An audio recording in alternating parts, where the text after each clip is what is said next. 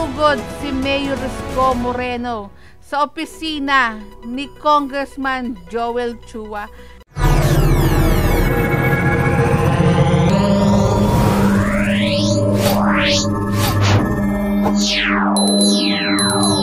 Hello mga kabungis-ngis! Good day, good day, good day! At panoorin po natin tong video. Sumugod si Mayor Isko Moreno sa opisina ni Congressman Joel Chua sa sa 3rd District ng Maynila. Panoorin natin itong mga sasabihin ni Mayor Isko Moreno. And tingnan din natin kung magsasalita din si Congressman Joel Chua at ano yung tatalakayin or tinatalakay or sinasabi dito sa video na to. Komenta natin yan. Dahil hindi ko pa to masyadong napapanood eh. Ayun, po ngayon. Maraming salamat sa ating Congressman ng Tercero Distrito, Joel Chua, at mga opisyal na nandito. And kumpleto rin yata yung mga konsihal dito sa 3rd District. Nakita ko kanina si Councilor Miley Atienza, yung kapatid ni Vice Chi Atienza. Of course, may asin pa. Di ba maasim pa? Joke lang. Anyway, dito yung aking Vice Mayor, si Vice Mayor Chi. Now, let me be straightforward to you. Para naman magsimula tayo ng tama. Marami sa inyo nagsalita sa akin ng masakit. Yan ang katotohanan. Whether you... Sabi nga nila, yung mga narinig lang natin na yung mga sinabi kay Mayor Isko Moreno, yung talagang tagos talaga sa puso yung mga sinabing masasakit kay Yorme. Base lang yan sa narinig natin. Accept it or not, you cannot move on without acceptance. Pinagsalitaan ninyo ako ng hindi magaganda sa inyong komunidad, sa inyong nasasakupan. But the people did not believe you. I think that would be a lesson for each and everyone. I'm not saying everyone said bad things about me, but most of you I know. Ang mahirap kasi dito sa Maynila, hindi nyo naman ako matutulogis. And I know the city, I know the street, I know the attitude, I know... Through the years, yun na lang, para just safe to say, through the years of dealing with people, marami rin nagmamalasakit sa akin. Now, having said that, the people have spoken already. Hindi lang malasakit kay Yorme, maraming nagmamahal kay Mayor Isko Moreno. And so loud that even you, kahit kayo, nakita ninyo yung mandato ng tao. So anong lesson learned sa buhay? Because there must be a lesson learned to each and every one of us. Kaya kailangan kayo, mahalal kayo ng bayan, kapwa namin. Paglingkuran ninyo ang taong bayan, hindi ang politiko. Kaya rin siguro nagkaayos din. Hindi ko pa alam totally kung talagang, pero sa nakikita naman natin, pangalawang beses na nating napanood, nakita sa Facebook na magkasama si Congressman Joel Chua at saka Yorme para to sa lagi niyan sinasabi ni Yorme, sa kapakanan ng Batang Maynila, yung tulong-tulong sa pag-aayos sa Maynila. Kaya kahit na yung mga naramdaman ni Yorme na masasakit, pero para sa Batang Maynila, isinasa isang tabi niya yung naramdaman niya. Tsaka si Yorme, tingin ko naman talaga, ever since, mapagpatawa talaga si Yorme. Kasi, pag nagalit ang tao, ipapakita talaga ng taong bayan yung tunay niyang damdamin sa balota. Kasi yun lang yung panahon na kung saan solo siya, mag-isa siya, kausap niya ang kanyang sarili at ang Diyos. Wala na nakakita. We may do all things, activities, ways, techniques, and all other things, but at the end of the day, it is the people. Yun ang importanteng alam lang natin. Dagdag ko lang, ang gusto lang naman ni Mayor Isko Moreno magkaisa para sa mga batang Maynila. Whether you accept that fact or not, I don't know. Ako nung naulats ako, hindi nyo napansin. Nasaan ako? Beta ako sa grade. Wala akong sinabi na hindi naman makakatulong yung sasabihin ko. Makakasakit pa ako ng damdamin. Anong layo? Mag-uway ako kaya pa. And Joel knows it. And our friends, Joe knows it. Wala na ako, beta na ako. Kasi masaya na ako na sila nagtagumpay. Nakamit nila yung kanila mga pangarap. Ngayon, kung ako'y naging bahagi nun, I'm happy for. Maliit na bahagi, I'm happy for. Because when I see our group, our people whom we believe naging successful, ang mabuting gawin ng mga nakatulong, palakpakan sila habang nandulog sila sa iba. Kaya yun ang naging buhay ko. Pinapalakpakan ko sila. Totoo yan, no? Kasi yung nung time na tumakbo si Yorme na pagka-presidente, then hindi nga pinalad, pero dapat talaga si Yorme talaga bagay na presidente. Talagang tahimik lang si Yorme sa gedli. Hindi nakikialam sa mga bagay-bagay. Marespeto kumbaga. Kaya naman, may mga circumstances sa buhay na hindi maiwasan. And don't think that I don't understand. What I don't understand is, siguro hindi naman natin kailangan na pagsalitaan ng mga salitang hindi natin makakain. Tama na yung mapahiwa-hiwalay tayo ng kulay, pula, puti. At the end of the day, we must not forget who we are and who are we with. Remember this. Principle of gravity will be applied to everybody. Across, it's a matter of universal rule. Anything that goes up must come down. Now, and I was told by one elders of our group, and I took it full-heartedly. I was told and guided, be careful to the people that you meet on the way up, because these are the same people that you're going to meet on the way down. Ibig sabihin, talagang mangyayari inevitable. Kaya ako, hanggat mari, pinalalawak ko ang damdamin. Yung iba tao, hindi tayo maintindihan bakit tayo nagpapatawad. Simple lang ang sagot ko. Si Jesus nga, pinatawad tayo lahat Ako pa kaya? Kaya sa mga mambabash kay Mayor Isko, tama yung sinabi ni Yorme, si God nga nagpapatawad sa mga kasalanan natin sa araw-araw. Kahit gaano pa ka-hurtful yung ginagawa natin sa kay God, pero pinapatawad pa rin tayo.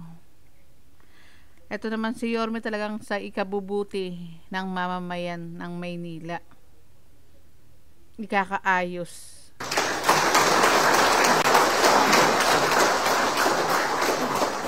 Diba si Jesus pinako sa krus para singilin lahat ng kasalanan natin? Taas ang kamay na walang kasalanan. Simple na sila. Lahat. Ibig sabihin, people make mistakes. You made mistakes. I made mistakes. I always made mistakes. Talagang ganun ang buhay. Pero, at the end of the day, titiklo ang araw. We have to be in our heart, in our mind.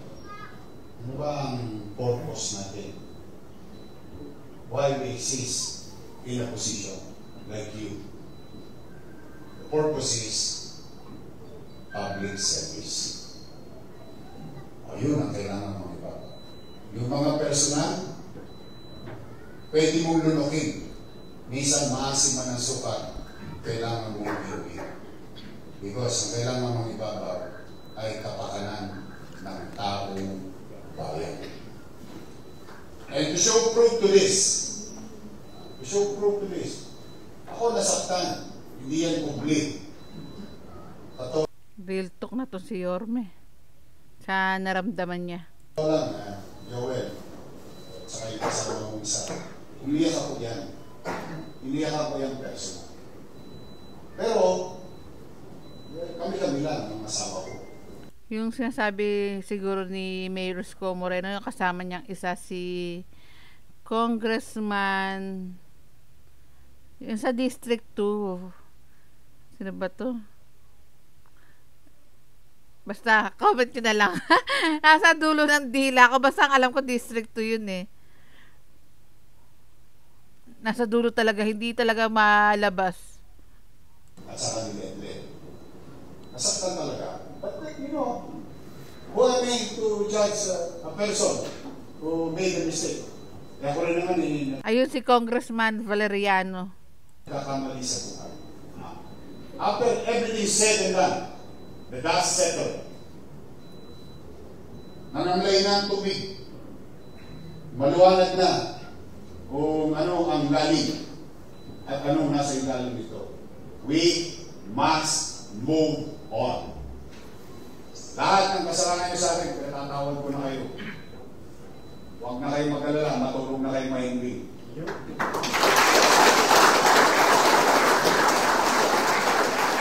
Ang sarap kaya nang walang kaaway. Talaga naman, makakatulog ka talaga ng mahimbing na wala kang kagalit. Base sa akin yan, ha? Aminin man niya hindi, basta ako, kung wala kayo kasalanan, mas lalo kang matulog hanggang langit. Pero kung may kasalanan ka sa akin, at least mapanatag ka. Okay na kami. Okay na kami, Rio. Wala kami. In fact, I'll tell you straight. Straightforward, ha? Mahina lang kayong makaramdam. Sa totoo lang. Una-una, sino pinamigay ko ng issue? Sino pinamigay ko ng issue? Exactly. Eh kung totoo-totoo lang akong may dalang lati kong politiko, pakialam kong bigay ko sa iyo, bigyan ko pa kayo ng poder. Pwede ko naman ipamigay yun. Pero hindi. Hinalang ko kayo. Tama yung sinabi ni Yorme. Pwedeng siya na lang ang magbigay o kaya pumunta sa City Hall, pero kahit na nakasama loob ni Mayor Isko dun sa mga chairman na nagsalita sa kanya ng hindi magaganda, talagang marespeto pa rin ni Yorme. Again, marespeto pa rin si Yorme na ipinagkatiwala yung mga gatas na ensure sa mga chairman, even na sinabihan si Yorme ng hindi maganda. Bilang chairman, binigay ko sa inyo pabalik ang poder bilang halal ng bayan. Kung malalim na kayo mag-isip, yun ang kwentada ng first act. O second act. Bago tayo mag-second act, basahin ko lang itong magandang comment po dito ni Ma'am Pierce sa FB ni Yorme. Hindi ka lang basta politiko, isa kang leader na may malasakit at wala kang ibang gusto kung mapaganda lang ang takbo ng ating bansa. At ito, saludo po sa iyo kong Joel Chua. Tuldok, tapos tuldok, saludo po kong Joel Chua. Bakit nagre-reklamo? Hindi binigay sa inyo first quarter nyo. Second quarter nyo. RPT nyo. Hindi nyo ba hinanap yun nung pasagsagan ng halalan? Tanong, due ba yun sa inyo? Para ba sa inyo yun? Karapatan nyo ba yun?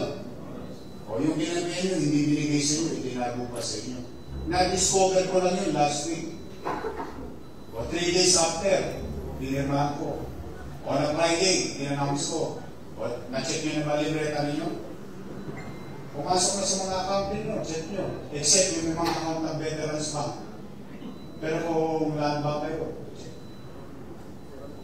Sino nagbigay? Yours truly. Tanong, may pinili ba ako? Walay. Talagang binigay ni Yorme yung dapat sa kanila. Kaya kung marunong kayo magbasa, Share ko lang mga kabungis-kisa, nabalitaan ko pala, merong department na nagsabi na hindi pa sila sumusweldo. Tapos, nalaman ni Mayor Isko Moreno yung department na yun. Then, nagbigay agad si Mayor, pinaasikaso niya yung department na yun na ipasa na para makapagsweldo na dun sa mga nagtatrabaho nga.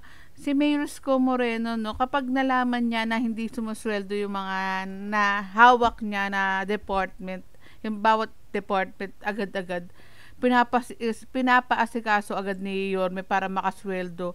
Alam na alam talaga ni Yorme yung mga pangangailangan ng mga trabahador. Hay, galing talaga ni Yorme.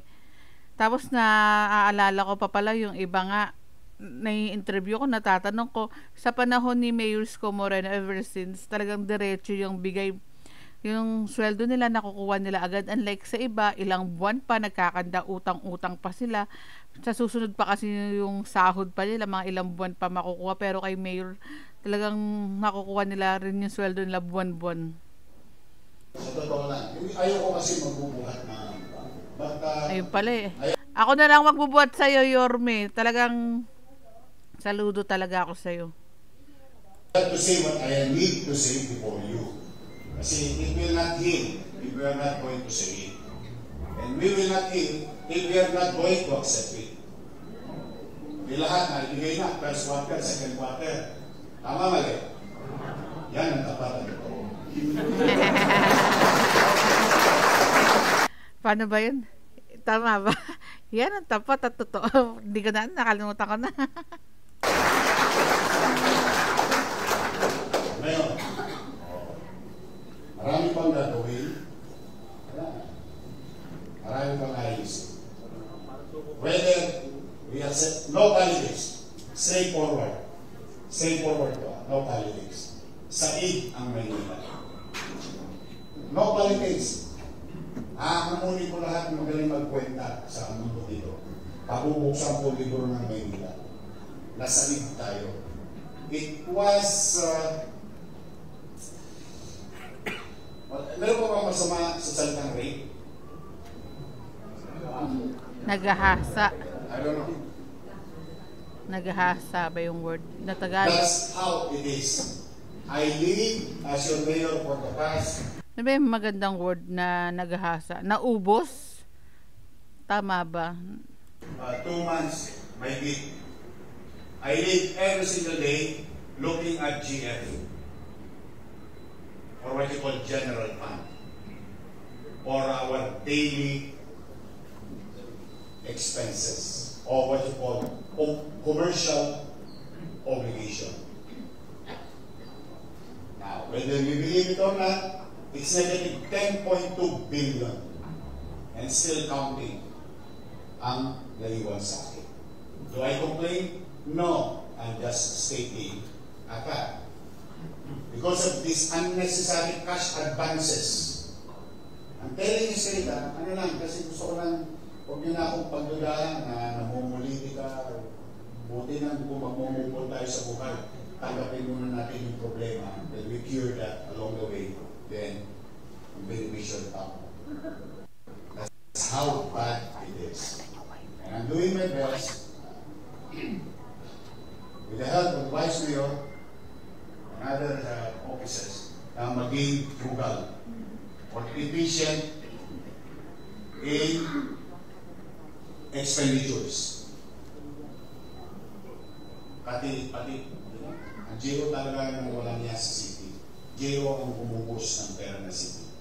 Straightforward lang. But, ito naman, sabi nga ni Yorme nung nakaraan, nag-cover tayo sa may UDM, yung mga sa mga teacher nga na kasama si Sir Director J. De La Fuente na maswerte pa nga daw yung mga JO na walang ginagawa na sumusweldo, samantalang tapos dala-dala lang yung bag. Kaya ito nga yung sinasabi ni Yorme. May susukli sa inyo ngayon dito, pumanatag kayo. the way we understand it, and the trajectory namin, the bare minimum, or what you call the least that you expect with regard to your performance in administrative ability. Tansya namin na magagamot naman ang syudad in the next 3 or 4 years. Magagamot talaga yan. Mayor's ko yan eh. Talagang dami nagtitiwala kay Yorme. Daming nagbibigay ng tulong sa Maynila, tulong financial, tulong sa gamot, tulong kung saan-saan pang pangangailangan sa Maynila. Talagang malaki tiwala kay Mayor Isko Moreno, lalo na yung mga ano ba tawag dito, mga may-ari ng kumpanya. The next 3 months, yun ang projection. To recuperate para mabalik tayo sa zero. Actually, we are not working anymore on a negative. We're going to make it, not the balance is not the word, just to put it back to zero. Yan naman ang good news nyo ngayon. Siguro, rebuild tayo in the next 3 or 4 years. Makaka-recover. But with what we're doing right now, kung ito, paninindigan namin, yung pagiging efficient sa paggasta, I think ko makaka-recover. So, may ginang. Ngayon, moving forward, meron kayong gagawin. Meron nyo sa inyo. May gagawin kami. Kasali kayo na sa mga gawain namin. Wala kayong pangaba. Okay? Maliwanag pa. Meron na kayong first quarter, second quarter na allocating from the city on top of your NDA. On top of your NDA. Baka naman gastusin pa yung kakabayan sa liga. Wala na nang ginagawa sa inyo eh. Sinisingin pa kayo ng 4,000 membership. Huwag nyo nang gastusin nyo sa walang kapararangan, gastusin nyo na lang yan sa barangay. Tulong nyo na lang yan sa barangay. If it is not functioning for your purpose, and so on and so forth, you should not be spending. Yan ang aking yan. Yan ang take ko yan. But pero, pera niyan. Kayo naman ang mananagot dyan sa inyong kanya-kanyang parangay. Second, may kakailanganin kayo. Kinakabahan kayo. Nagdadalawang isip kayo. Okay mo ka lang. Si Joel niya, hindi nagdalawang isip.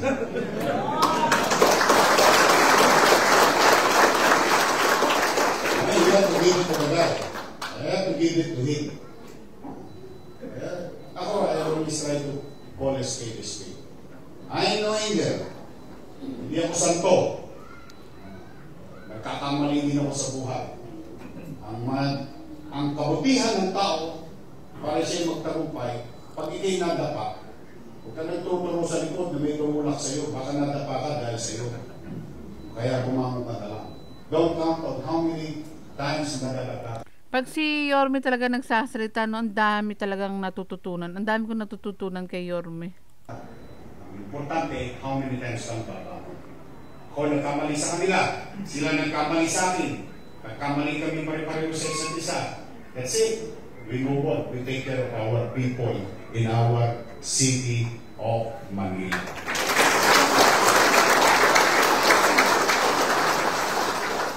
If you ask him, sabi ko, lahat ng project mo, approve, huwag ka lang magpapagawa ng barangay hall sa kalsada. Barangay hall sa may bangketa.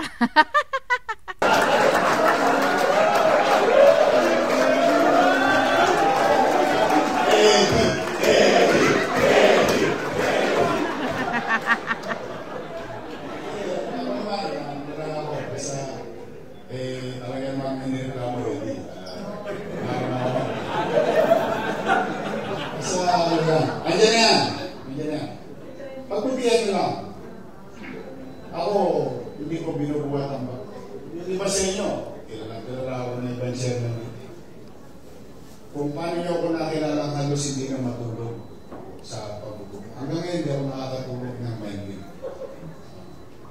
ang nireklamo sa akin ng misis ko ngayon, humihirit na daw ako. Yung hago.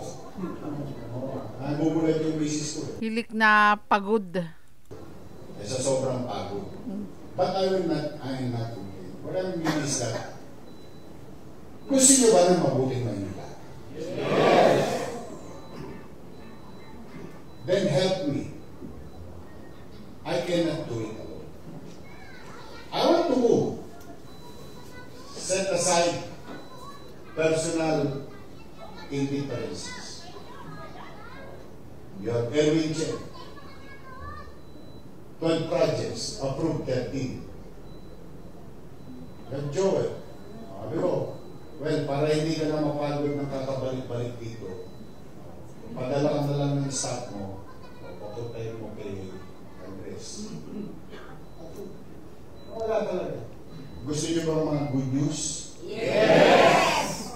O, di ba, naningil ako last week? Mga kontraktor? Zero! O ngayon, bago ko dumating dito, 54 million na ang nasingil ng municipality. Kanina, yung binabanggit ko kay Chairman, yung mga tulay ko, sabi ko, well, thank you very much. Sabi kay Secretary Vince, kung magbabayad kayo ng contractor tax, ha? Ay, hindi kayo, yung contractor. Tapos pinakwenta ko.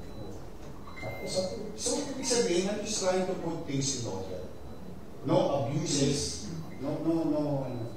Wala na. Basta, from there. Ang sarap na walang abuse sa Maynila, sa gobyerno ni Mayor Isko Moreno. Kasi, ay naku, lagi na lang yung iba ang nakikinabang sa paghihirap ng mga nasa laylayan, nasa baba.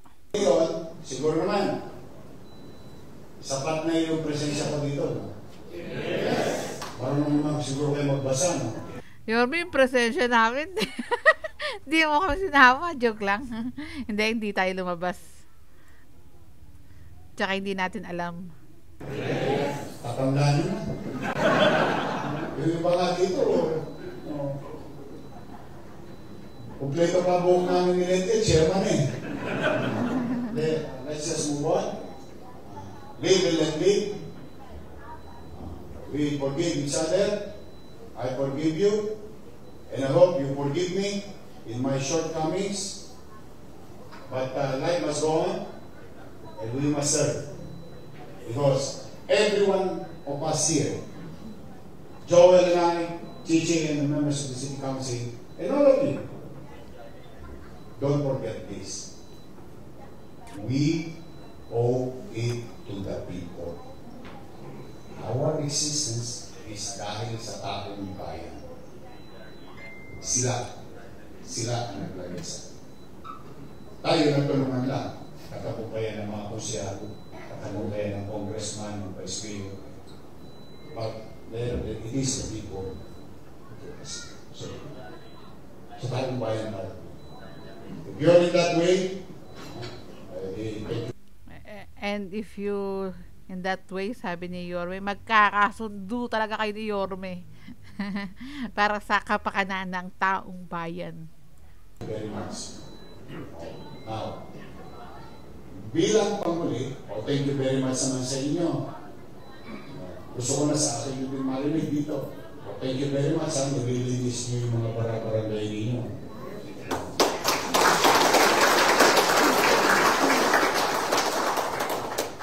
Wagas ang itlaging niya.